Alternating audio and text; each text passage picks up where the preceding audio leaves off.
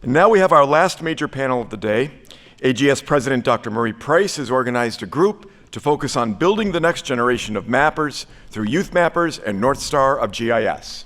Marie?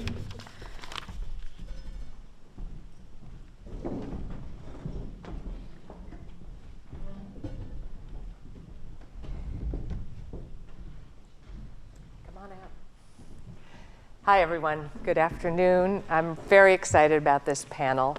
One of the things that we know is so important is about building the next generation of mappers. You know, what will our future workforce look like, and how do we provide opportunities, not just in the US context, but in other parts of the world, to train people in exciting advances in geospatial technology? So I think we've put together a fantastic panel today. First of all, we have Clinton Johnson. He has the title of Racial Equity and Social Justice Solutions Lead at Esri. Welcome, Clinton. He's going to talk about his work with a nonprofit he started called North Star of GIS. It was recently recognized as yesterday by National Geographic Society. He won a Wayfinder Award, and you'll get to. And I also have the privilege of working with Clinton on the AGS Council. And next to Clinton, we have Zola Manyungwa. She comes to us from the University of West Virginia, but before that, she was a geography teacher in Malawi. She is finishing up her master's degree and has been active as a YouthMappers ambassador. And she will begin the discussion of YouthMappers, which has been a very innovative program to introduce mapping skills and open source frameworks around the world. And our third speaker is Adele Birkenes. She is at the USAID Geo Center. If you're going to help people develop, you also got to know where you're doing it and how and measure your success at it. The Geo Center has been a fundamental aspect of improving USAID's work. And Adele also has the special feature of starting out at her college in Poughkeepsie, Vassar, where she started a YouthMappers chapter. That led to eventually her working at USAID, and now, lucky me, she gets to be a graduate student at my university next fall. So I am thrilled to have them speak. They're each going to talk about 15 minutes. If you want to know more about YouthMappers, there's a QR code in the bottom of your program here with a fantastic video about the organization. Take it away, Clinton.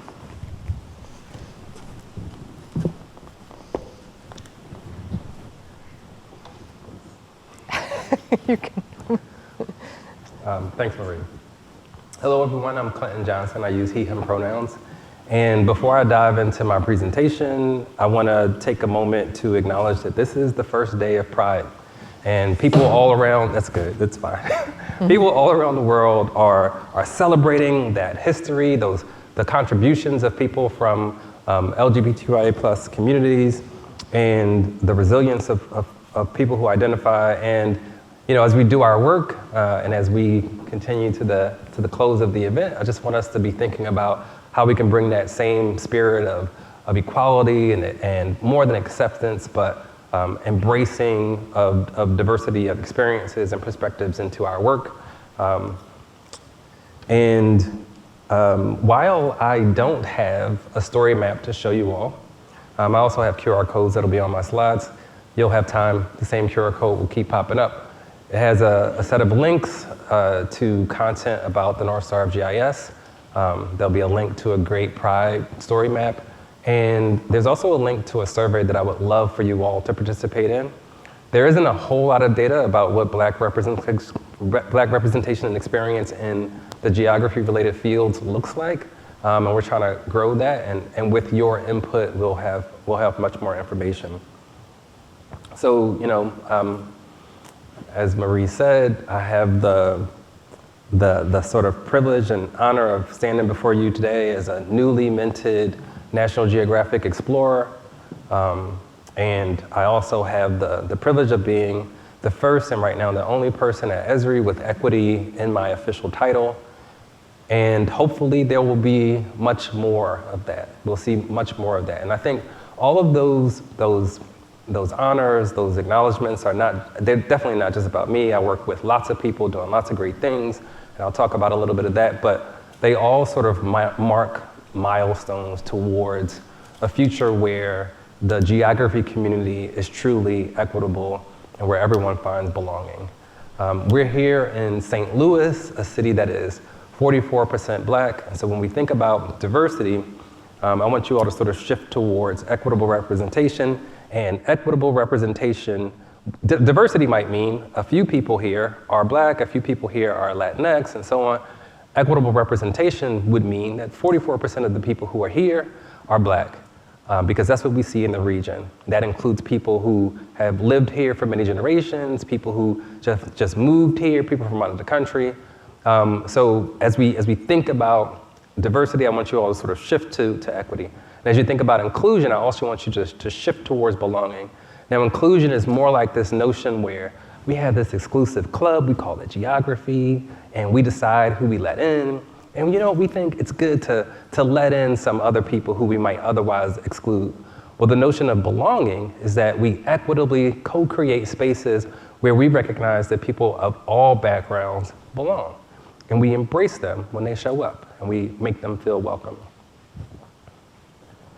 And I don't have to convince you all that geography matters. Obviously, that's why we're all here. In fact, raise your hand if you think that geography and GIS and geospatial have the power to create a more equitable future. Of course. Now, again, it's really powerful. I don't have to convince you of that. We're dealing with maps and spatial analysis to address many kinds of issues, and always with the best of what's important to us, what's important to the country in mind. And today, that's largely about creating things that we talk about as progress. In the past, things that we talked about as progress would have meant redlining, making it so that some people were relegated to communities that might do them harm, while other people were situated in communities that would benefit them. And resources that would benefit folks would go in some communities, and things that would burden folks would go in other communities. Back in the day, people were really clear on what they wanted to accomplish as it related to race and racism. Today, sometimes we just say progress, and I would encourage you all to think that progress must be equitable and that it isn't something that you do on the side or you do after. Raise your hand if you have had the opportunity or where you actually have used geography, geospatial, or GIS to make the world more equitable, even in some small way. Some project that you've worked on, raise your hand if you've actually done that. That's a lot less hands than the hands of people who really believe that these tools, these concepts, these ways of thinking about the world can help, not just help in some general sense, but to make the world more equitable. Unfortunately, as it relates to inclusion or exclusion in STEM, there's several challenges.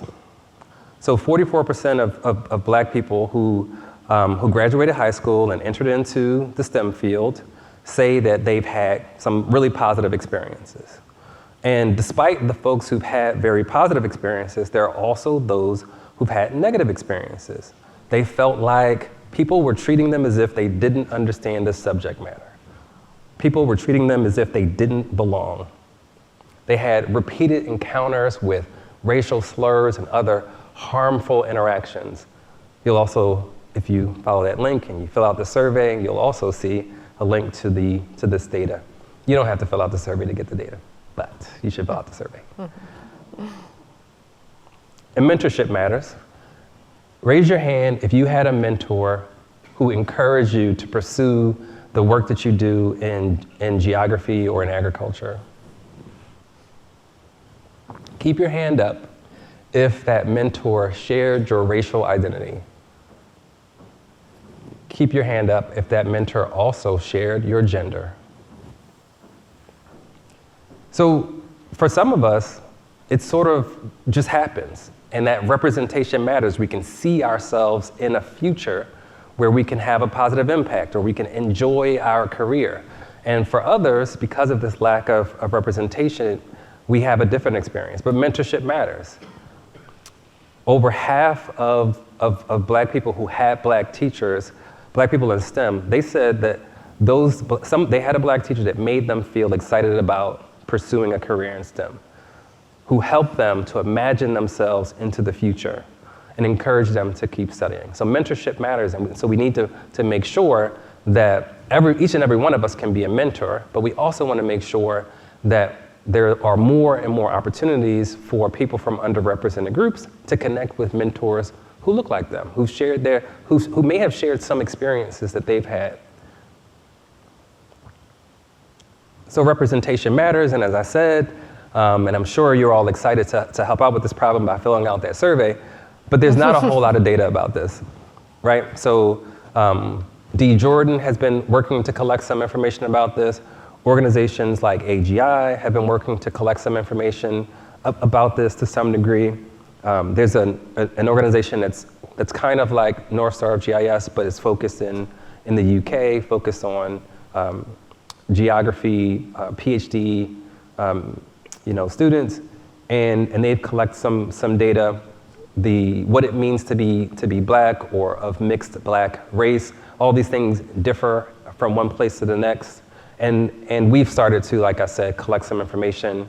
The city of Philadelphia, where I used to work on the enterprise GIS team in the city of Philadelphia, and today they've got 2 Black GIS employees out of 28 employees. And some people might say, well, 2 out of 28, maybe that's more than, 28's not that big of a team, and 2 out of 28, maybe that's pretty good. Again, city of Philadelphia is about like St. Louis, it's about 40% Black. The other thing to note is when I started on the Enterprise GIS team, probably when it was just a little bit bigger than its smallest size, there were 2 Black people, right? And that was when it was 4 and 5 people on the team. And it's still just 2 Black people. And most of those people are not people who are from Philadelphia. So North Star exists to engage our community. And we talk about our community as the melanated and mapping community. And it's important that we speak directly to the experiences of people from underrepresented groups. And in this context, we're talking about Black people. So we engage Black geo students, educators, entrepreneurs, and professionals, but we also engage our allies in this work.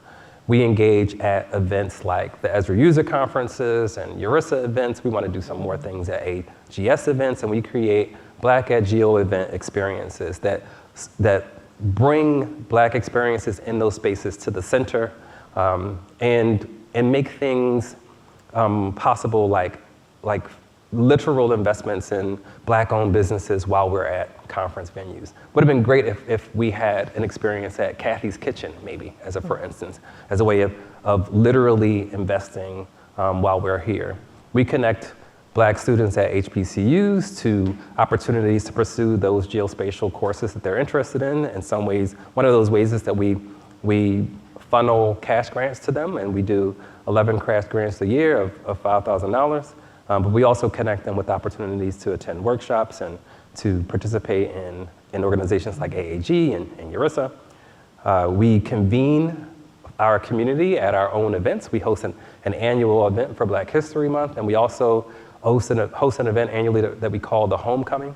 And this year, Homecoming is moving to Geography Awareness Week. We want to take up space in that moment where very often, great things are happening, exciting experiences in geography, and not a whole lot of Black people on stages, not a whole lot of awareness of contributions of Black geographers. And so we want to take up a lot of space intentionally there.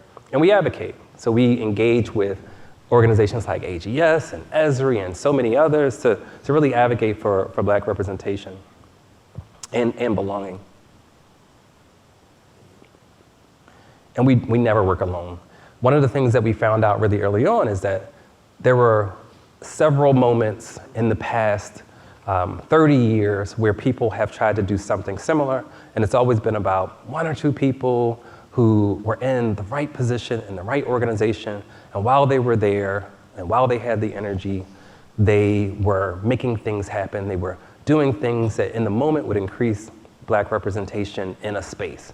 Well, we knew we needed to build something that was more sustainable, so we put a team of people together. So there's folks who work in and outside of Esri. There are a lot of entrepreneurs, Black entrepreneurs in geospace who want to see more people who look like them competing for work and collaborating for work. There's organizations like Black Tech Link, which engages the local community in San Diego. There's Mapping Black California that will soon be Mapping Black, and they bring geospatial into journalism. There's African Women in GIS, there's Black Girls Map, and the organization I want to talk about today is really quickly is Trouble & Co. And they teach students who are in high school, they teach them GIS. And just like many programs, you learn all the fundamental skills that you might imagine you'd want to learn. You learn about topics like health and the economy and food, but you learn about them through the lens of equity.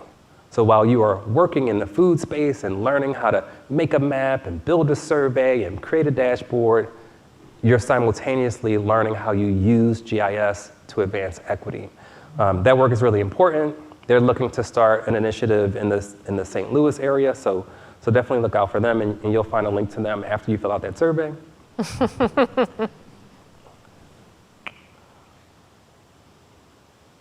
So take our survey. Do I have to get it next? Yeah. And join us at some of these events that we engage in. So if you're going to be at the Esri UC, join us at the Black at Esri UC experience. Join us at Black at URISA at the GIS Pro event. We'll probably do it at some of the regional events. Join us for Homecoming Week. Partner with us. Maybe you want to share some content in one of our venues. Introduce people to your great programming, your great work. Share some of your work and your resources with our audience, and it could be really helpful, and you'll get to know another side of the geography community. Connect with us on Melanated and Mapping at Melanet. Well, after you fill out the survey, you'll get that link too. And it's it's an online safer space for real conversations and some educational resources to help you in your own work to advance equity. Raise your hand if you've been a part of an initiative that you think is about equity or belonging. Keep your hand raised if you felt like you could have led that initiative. Right, fewer hands. We provide resources to help people learn how to do that. So if you're looking for a partner, if you want some support in that work, reach out to Northstar after you fill out that survey. Thank you all so much. Is it this one? Sorry, of course it's in order.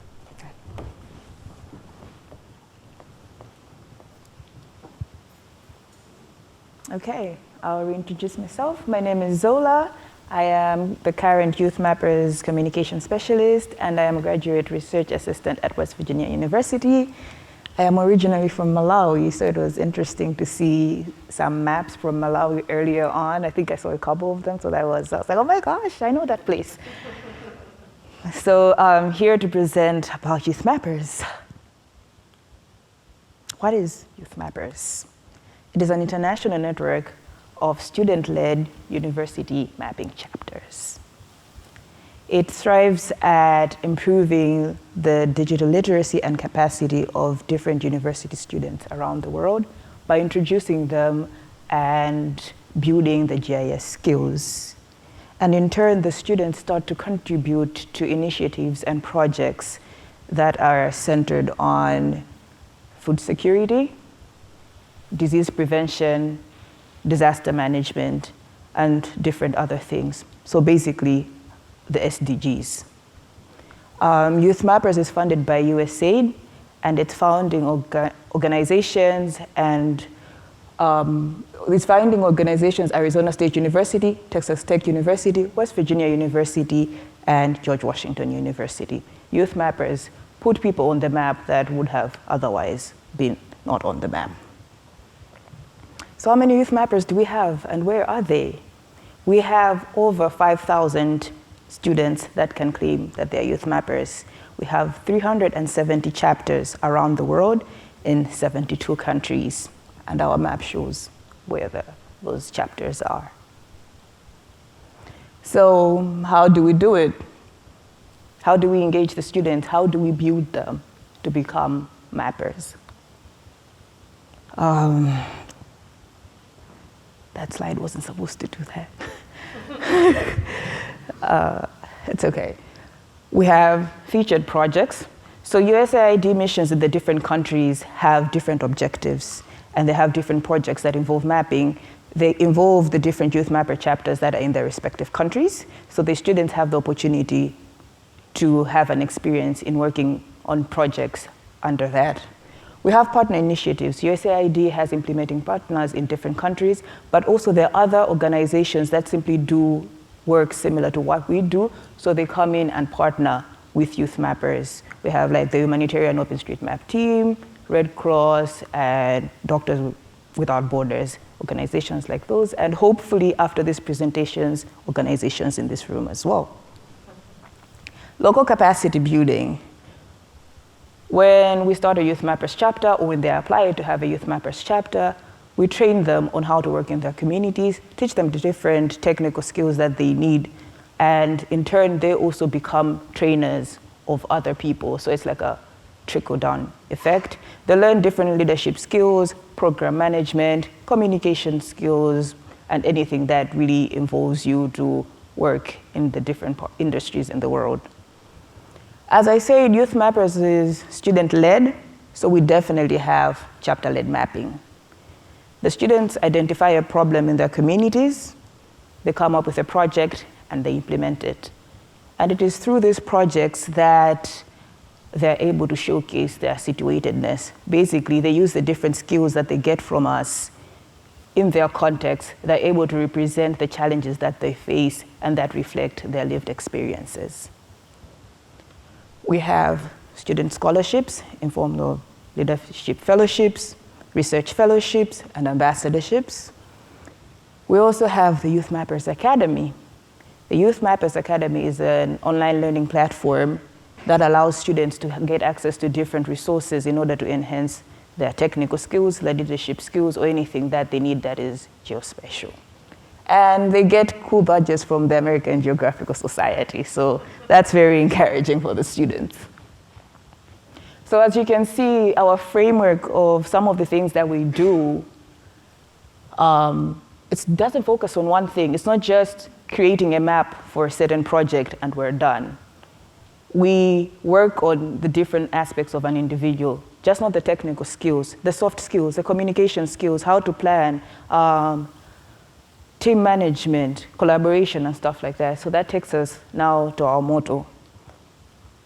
We don't just build maps, we build mappers. We bring about the holistic development of these students in the geospatial world and prepare them to enter the geospatial community ready to work in all the companies that are here today. So you've heard about what Youth Mappers does for me. In the next minute or so, I'll let you see the Youth Mappers in action. It's a glimpse of our documentary that Marie had mentioned, and the QR code is in the program.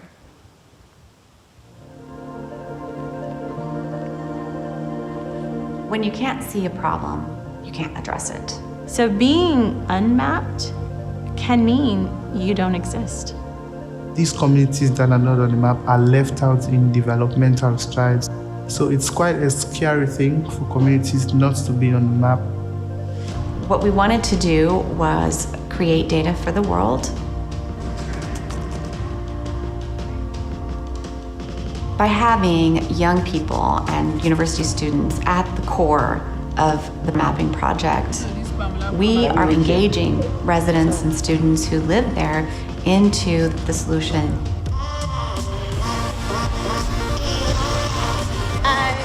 The beauty of YouthMappers is it is not restrictive of one's background.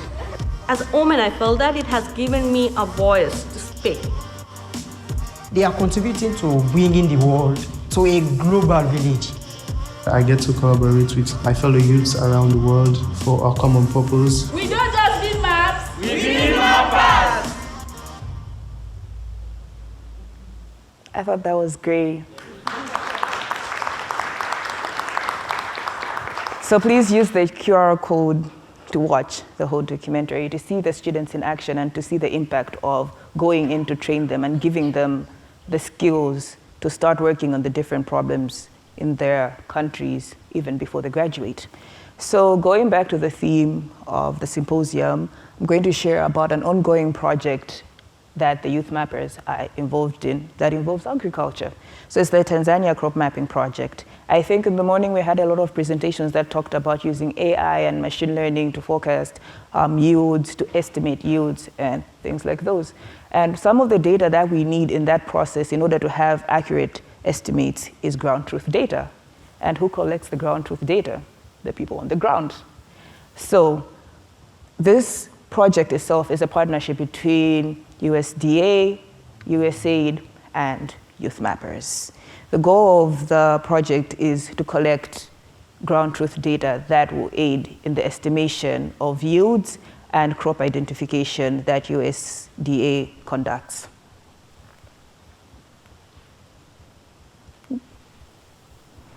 So these are the areas of interest: Arusha, Dodoma, and Mwanza. These areas of interest were chosen by USDA and its other partners, but other things like the availability of high-resolution satellite imagery, that the data then will help to also see whether the classification is accurate or not. And another thing that was involved is looking at the crop calendar in Tanzania. As we know, we have farmers in the building. Crops grow at different times in the year, and it is important for the crops to be identified during the time that they are mature, and therefore for us to get accurate information of the estimates. So the important part, student involvement. The students were involved in the planning and implementation phases of this project. They were trained on how to use the different tools like Kobo Collect in order to implement an agricultural survey. They used other open source tools, which is what YouthMappers really encourages. We use a lot of open source tools. That's why the students, it's easy for them to get involved for the navigation around the different parts of Tanzania that they went to collect this data. And they basically just got the skills that they need to identify the problem and implement it, to talk to the local partners, to navigate the challenges that they had met in the field and anything else that is really needed to run a successful project. They were expected to collect 300 data points for all the crops of interest in all the areas that they went to, and over 400 data points for other crops that they had to differentiate from the crops of interest. So this project is an example of how organizations come in and involve the YouthMappers in order to work on something that will actually affect a government, a country, or somebody's everyday life. Apart from involving them in the different projects that we involve them in, we also give them a voice. Instead of us reporting everything that they do for them, we give them the voice for them to report it themselves and share with the world what they do. This takes me to the YouthMappers book. We recently published an open source book. Please, open access book. Download it. The QR code is also there, and the QR code has everything else, all the links for everything else that you need to know about YouthMappers. Reach out to us so that you can open a YouthMappers chapter. Those the two chapters are examples of chapters that actually talk about food security and everything that is actually related to the theme of the symposium. So the chapters in the book are all contributions from the students themselves. So the students are the authors of the different chapters. So as you can see the development of the student from the beginning of the projects to the end, to the point that they're even able to report and share their work and the methodologies that they used. So that's me today. Thank you. Thank you for listening.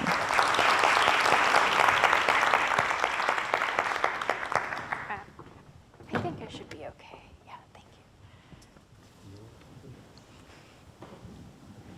Hi, everyone. Thank you, Zola. And just to wrap up her overview of YouthMappers, I want to talk a little bit about how YouthMappers connects with USAID's objectives, since USAID is the primary funder of the YouthMappers program.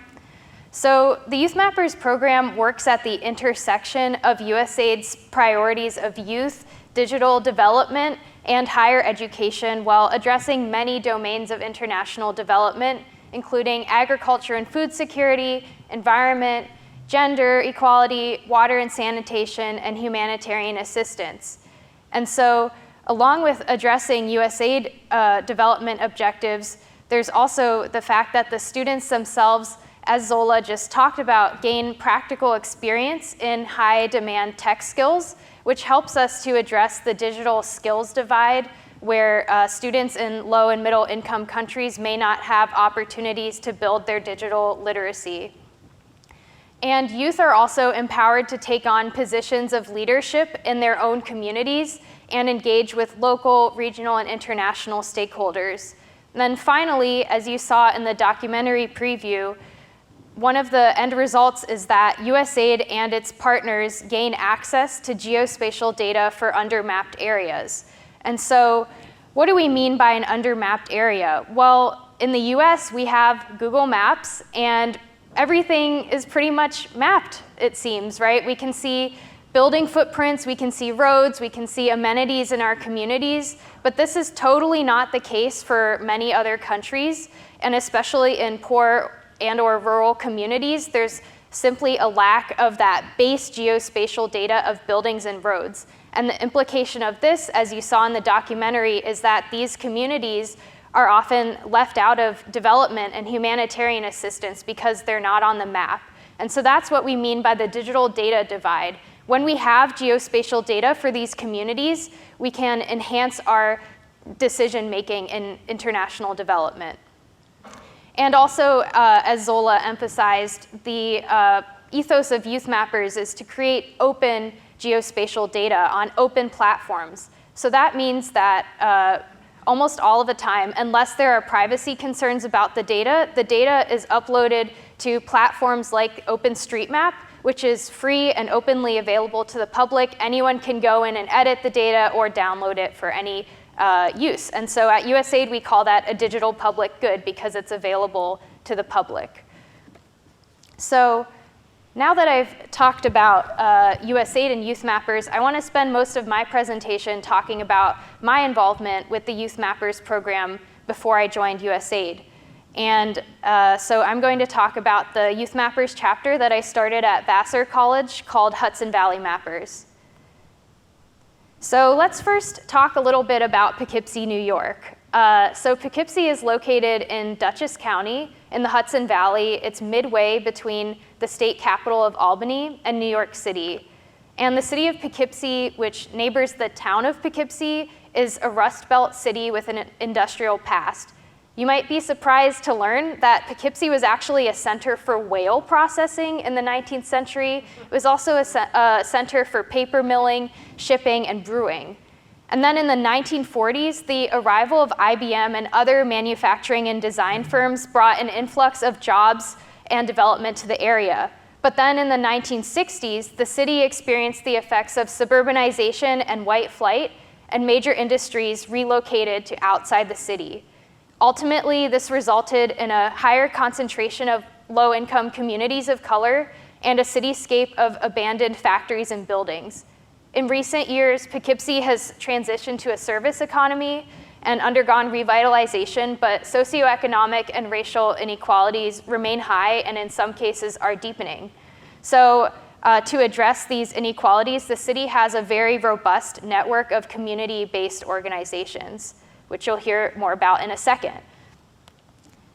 But let's talk about Vassar College. So Vassar College was founded in the town of Poughkeepsie by the beer tycoon Matthew Vassar in 1861, which is why our mascot is the Brewers, because he was a beer brewer. It's one of the historic Seven Sister Colleges, which were the first elite women's colleges in the US, and it became coeducational in 1969. So although today Vassar is ranked among the top universities in the nation for financial aid, Vassar's elite legacy and status as a predominantly white institution mean that relations between the college and the neighboring city of Poughkeepsie have often been quite strained. It's common actually for students to never visit the city of Poughkeepsie during their entire time at Vassar despite the fact that it's less than a mile away, and that's because of perceptions of the city as unsafe or lacking in attractions. But one office at Vassar that has sought to bridge that divide between Vassar and Poughkeepsie is the Office of Community Engaged Learning, which facilitates semester-long internships for students at various organizations in Poughkeepsie as part of their coursework. Vassar geography students have frequently participated in these internships and provided GIS support to these organizations that do not have the financial resources to hire paid GIS specialists for themselves. But in 2018, when I first heard about the YouthMappers program, there was still a significant gap between the amount of up-to-date geospatial data on on-the-ground conditions that organizations needed and what individual student interns could deliver in the course of a semester. So our YouthMappers chapter was born out of a need to formalize, consolidate, and expand the volunteer geographic support that Vassar students were already providing to the college's community partners in Poughkeepsie. So this is where Hudson Valley Mappers, our YouthMappers chapter, comes in. So I put together a little timeline that shows the steps that we took to create our YouthMappers chapter. I first learned about YouthMappers in summer 2018 when I was completing an internship with the team I now work with at the USAID Geo Center. Hearing about the YouthMappers model of conducting community geography, I knew immediately that it would be a perfect fit for Vassar. So I pitched the idea of YouthMappers to our Earth Science and Geography department and the Office of Community Engaged Learning. I was really privileged to be offered the opportunity to serve as Vassar's first community geographer through a work study position.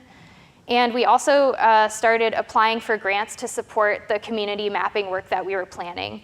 And then in the third step, you can see that we submitted the YouthMappers chapter application. I worked with a few students and professors to do this. And then we kind of simultaneously were engaging with the local community, using Vassar's existing connections with the different organizations, and meeting with them to understand their GIS needs and starting to develop projects. So I'm going to take you through a few projects that Hudson Valley Mappers has worked on now for the past 5 years. So I was there for the first 2 years of the chapter, and it's since continued and grown in the past 3 years since I graduated. But our very first project was in collaboration with the City of Poughkeepsie's planning team. As we were starting our YouthMappers chapter, we learned that the city had received funds to plant new trees, but their most recent street tree inventory, which included sites for tree planting, had been completed in 2006. So the data was extremely out of date. And as you might expect, the geographic distribution of street trees reflects socioeconomic and racial inequalities in the city of Poughkeepsie. As I calculated in one of my GIS classes, the richer and whiter a neighborhood in Poughkeepsie, the more street trees per capita, and therefore the more ecosystem services and health benefits provided to residents. So this is an issue of environmental justice and equity. And in collaboration with the city's planning team and local experts and residents, we mapped tree planting sites on foot, as you can see in the image on the right, using the Esri survey tool, Survey 123. Then we provided the data to the city's planning team to help inform their selection of planting sites.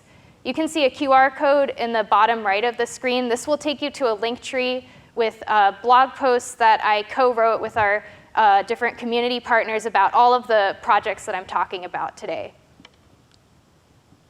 So our next major project was in support of the housing justice nonprofit Hudson River Housing. For years, Hudson River Housing had administered annual walking surveys of local businesses and vacancies in Poughkeepsie, but these surveys were not standardized and did not include a geospatial component.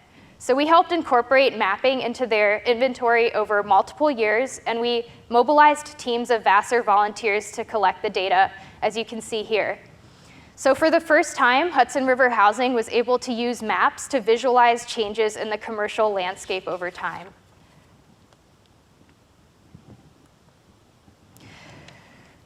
And my third project that I'd like to share is training local high schoolers on community GIS. So in 2019, we received a grant from Vassar that enabled us to embark on a year-long community geography collaboration with the program No Child Left Inside, which is a Cornell cooperative extension program that hires students from Poughkeepsie High School and trains them to be youth environmental educators.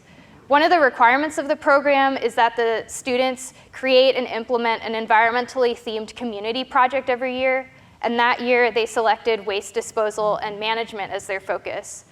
So after we heard about their focus topic for their project, we helped them brainstorm how they might incorporate GIS into it, and then we led interactive field mapping and survey design workshops for the students. They used those skills to then build a survey that they could use in their community, as you can see on the right. And one really important thing to emphasize is that in our work in community geography in Poughkeepsie, we really saw and continue to see ourselves as listeners and facilitators, which means that we must prioritize the actual community members' priorities and needs for their neighborhoods. And so ultimately, this looked like us providing the technical training for the students, but then they actually went off and built their own survey for data collection based on what they thought would be most useful for their community. And the last project that I worked on as a student with Hudson Valley Mappers was right at the start of the pandemic. So just as everything was shutting down, we began consulting with community partners that we had already worked with for a couple years on how we could use our GIS skills to meaningfully engage in supporting local residents. So based on those conversations, we decided to create a web map of community resources and services in Dutchess County with a focus on food and health resources. Our community partners kept telling us that it was becoming difficult for residents to keep track of all of the services available to them with rapidly changing information spread across different news sites, web pages, and social media accounts. But across all of these different resources, not a single one that I saw included a map that would enable residents to easily visualize where resources were located. So there's a lot to say about this project, but one highlight is that we set up the map, which is an ArcGIS Online web map, in a way so that volunteers did not need to have any GIS background in order to update it, and this is because we linked it to a Google Sheets spreadsheet. So we formed a team of students, faculty, and community partners, most of whom had never worked with GIS before, but they then took on the responsibility of adding and updating data for different features on the map, like food pantries and meal programs, grocery stores, restaurants offering takeout and delivery, COVID testing facilities, and the list goes on. And by the way, if you check out the link tree here, I actually co-wrote a book chapter in the book that Zola just presented about this project. So please let me know if you want to know more about that. Okay, and then the last project I'd like to highlight is that, well, first of all, my 2 years of serving as a community geographer at Vassar were just the beginning of 5 years now of intensive community geography at the college. And this has been fueled by student enthusiasm as well as support from geography faculty and the Office of Community Engaged Learning. So one recent example of a project is that Hudson Valley Mappers collaborated with Cornell Cooperative Extension to create an interactive web map of the Hudson Valley food system, which you can access using the QR code. If you want to check it out, there are over 40 data layers falling into many different themes, as you can see on the map, including food and farming, institutions, demographics, equity and access, and more. And so as Hudson Valley Mappers was evaluating different data sources, they realized that a lot of them were incomplete or inadequate. And so they did the work of compiling, cleaning, and mapping data sets from a variety of trusted sources and building this final map. And in fact, I have a pop-up for the Poughkeepsie Farm Project showing, and that's because Hudson Valley Mappers is also providing support to the farm Poughkeepsie Farm Project, and they're using GIS to help ensure that the farm's outreach efforts best align with where food insecurity is highest. So I hope the project examples that I've shared illustrate the vast possibilities of community geography, including in relation to the conference theme of feeding our future planet. So to close this story about Vassar and Hudson Valley Mappers, I do want to take a moment to acknowledge that I engaged in this community geography work from a position of privilege as a white person who is not from the city of Poughkeepsie. So I do hope that my work helped to challenge historical divisions between the Vassar and Poughkeepsie communities. But I welcome any critiques of the approach that I shared, and I'll use any critiques to inform my future community geography work.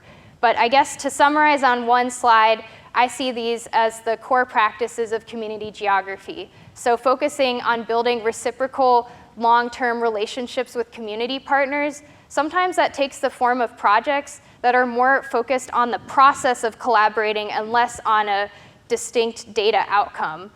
And it's also great to identify local champions who get your work and can promote it within the community.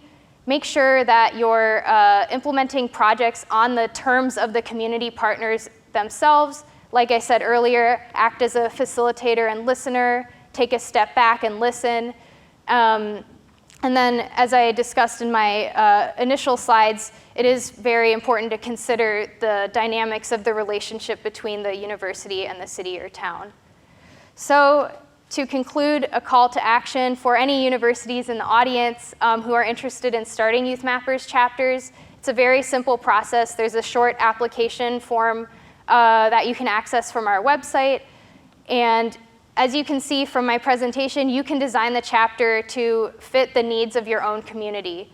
And so to conclude, once you register your chapter, chapters will then be eligible for different funded opportunities for students, like Zola mentioned, such as the Research and Leadership Fellowship programs. And with that, I will turn the floor back to Marie.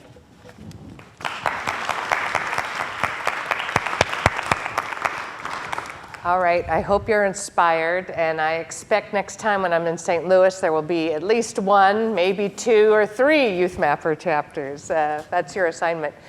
I have a question, but I'm sure you'll have questions. I'll ask mine, and this is your opportunity to think about what you want to ask the panelists. We have about 10 more minutes.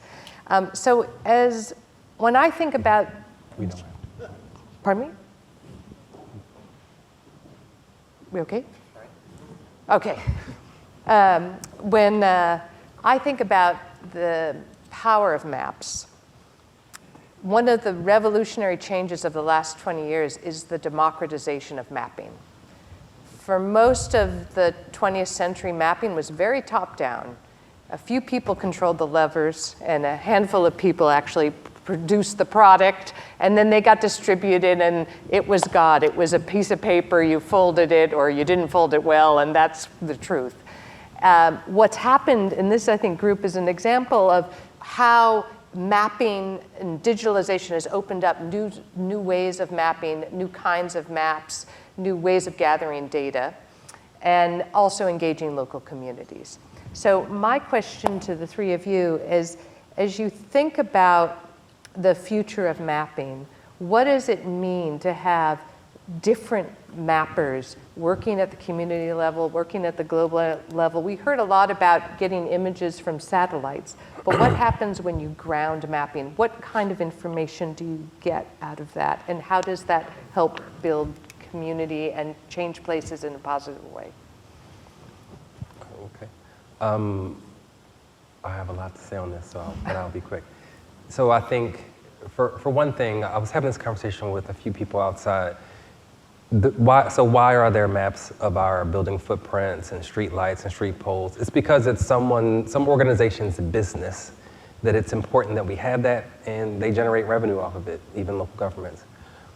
But it's almost nobody's business. The community is almost nobody's business, except maybe community-based organizations, and they often are reliant upon other organizations that have GIS to produce data for them, and then they have to hope that that data is going to come back to them on their terms in the ways that they want, reflective of their experiences. Well, when you democratize this, now they have the power to own the business of their community, to collect and capture information about the conditions and experiences and the outcomes in their communities as they see it. And I often talk about equity in three ways. It's an analytical process, it's an outcome, it's a way you measure, but it's also about ownership. And so giving ownership of the maps and data to communities is a huge part of what we need to do differently. And by doing so, we see different stories and a different reality. Yeah, involving the youth on the ground gives them a voice. It also gives them a sense of urgency. It just, as they say, a sense of belonging. Every point, every building that they add on the map is their voice being heard. They're able to identify what the problem is. It's different if somebody else comes to give you the map of where you stay. What a building means to somebody who lives in the community isn't the same thing that the building means to somebody who lives outside. So it gives you a perspective of the needs and challenges of the community by hearing the voices of the community members themselves through the maps that they create. So involving the youth, since they are the ones that are the next generation and the next leaders, involving them now as they grow allows them to think of all these problems and challenges that they have been part of solving at a young age during university to go on as they go on to their professional careers in the future. So we want them to feel that it's their business. It's my business. I need to do this. I'm not waiting for somebody else to come from elsewhere to do it. And hopefully that also brings down a trickle-down effect where we send it to more youth afterwards. And to avoid certain problems as well, because if you're part of a situation, you don't want to mess it up. If you're mapping out about waste management in your community, the moment you want to throw something on the ground, you'll be like, no, I walked around this community and mapped this out. I'm not going to contribute to another point of improper waste management. So hopefully that trickle-down effect happens. So I spent a lot of time at Vassar reading critiques of international development. So when I started working at USAID, I think I was a little jaded. And I think that YouthMappers as a USAID-funded program really challenges a lot of traditional notions of international development in equipping the youth in the communities that USAID works in, like Zola said, with the technical skills and opportunities to conduct problem solving of issues themselves. And so it's just so different from a traditional model of USAID going into a community, conducting some data collection, conducted by outsiders to the community who don't have a sense of what the community priorities are. And then hopefully that data would make it back to the community, but with the YouthMappers model, we know that the community is at the forefront of the project development and implementation, and they are the ones giving consent to have their communities mapped and then to have access to the data via OpenStreetMap and other sources. So I think it's just vastly different from traditional models of international development. It certainly adds diversity to the geospatial ecosystem, as we've been talking about. Questions? This is your chance. Raise your hand. Yes, in the far back. Why don't we take 2 or 3 questions? That would go ahead. Read.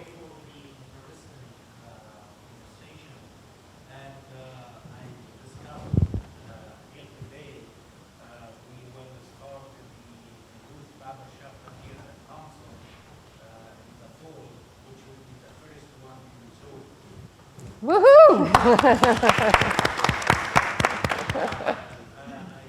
see that YouthMapper is a very good source for GIS and geospatial technology in general.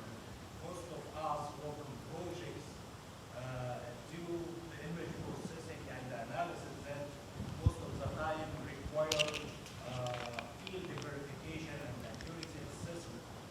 So my question is, for example, if someone works on a project in Africa, like also George this morning about cocoa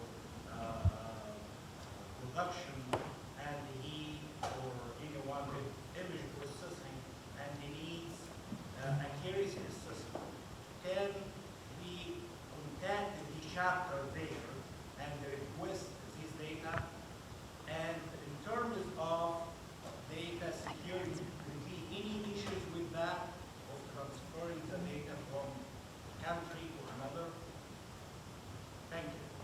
Yeah, thank you. And we're very excited to hear that UMSL will plan to start a chapter. That's wonderful news.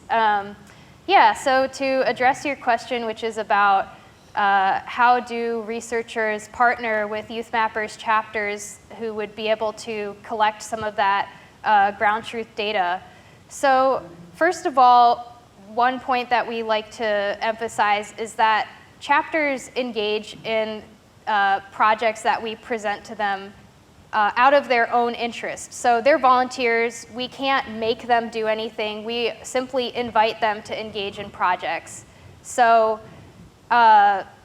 in the case that you're presenting of a researcher wanting to connect with some YouthMappers chapters, that process would start with the researcher coming to our YouthMappers leadership team, and then we would facilitate that connection with the chapters.